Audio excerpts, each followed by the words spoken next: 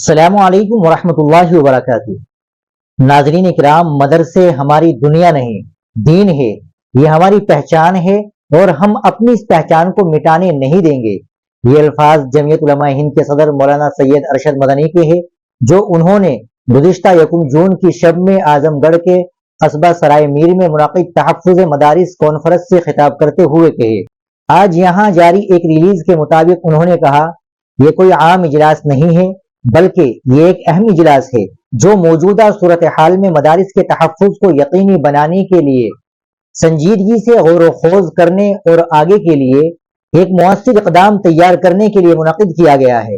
انہوں نے کہا کہ یہ مدارس محض درسگاہیں نہیں ہے، ان کا مقصد پڑھنے پڑھانے تک ہی محدود نہیں ہے بلکہ ملک و قوم کی خدمت کے لیے نونہالوں کی ذہن سازی کرنا بھی رہا ہے۔ انہوں نے کہا کہ آج جن مدرسوں کو غیر قانونی قرار دے کر جبراً بند کروایا جا رہا ہے، یہ وہی مدرسے ہیں جہاں سے ملک کو انگریزوں کی غلامی سے آزاد کرانے کے لیے پہلی آواز اٹھی تھی۔ مولانا مدنی نے کہا کہ المیہ یہ ہے کہ آج جو لوگ اقتدار میں ہیں وہ کچھ پڑھنا اور جاننا نہیں چاہتے بلکہ تاریخ کو مسخ کر کے ایک مخصوص رنگ دینا چاہتے ہیں۔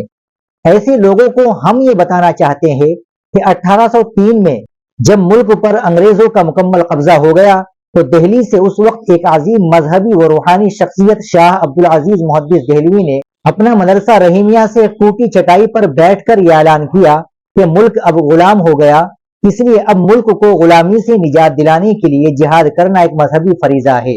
اس اعلان کی پاداش میں ان کے مدرسے کی اینٹ سے اینٹ بجا دی گئی اور محدث دہلوی پر ظلم و ستم کے پہاڑ توڑ دیے گئے۔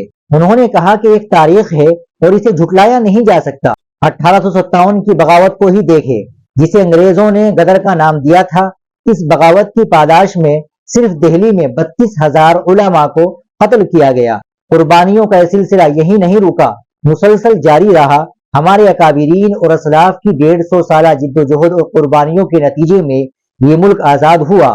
ہم یہ بات علی اعلان کہہ رہے ہیں، یقین نہ آئے تو تاریخ کی کتابیں کھول کر پڑھ لو۔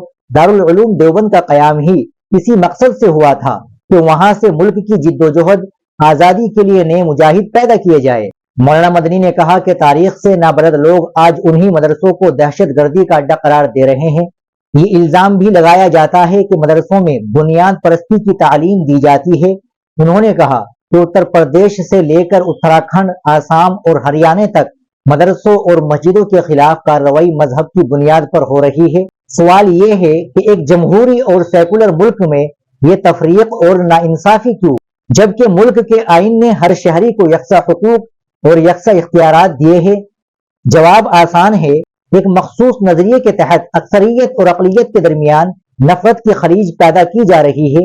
یہ اقتدار کے حصول اور اکثریت کو اقلیت کے خلاف صف بند کرنے کی ایک منصوبہ بند سازش ہے۔ انہوں نے یہ بھی کہا کہ یہ ایک سیکولر ملک ہے، اس لیے مذہب کی بنیاد پر کسی مخصوص فرقے کے ساتھ زیادتی اور ناانصافی کی اجازت نہیں دی جا سکتی۔ مگر افسوس، آج کی تلخ حقیقت یہ ہے کہ کھلے عام ایک مخصوص فرقے کے خلاف مذہب کی بنیاد پر امتیاز ہو رہا ہے اور اسے یہ باور کرانے کی سازش ہو رہی ہے کہ اس کے شہری حقوق ختم کر دیے گئے ہیں۔ ناظرین کرام، آپ مولانا کے اس بیان کے متعلق کیا کہیں گے کمنٹ باکس میں ضرور بتائیں۔ ویڈیو کو لائک اور شیئر ضرور کریں، چینل کو بھی سبسکرائب کر لیں۔ السلام علیکم ورحمۃ اللہ وبرکاتہ۔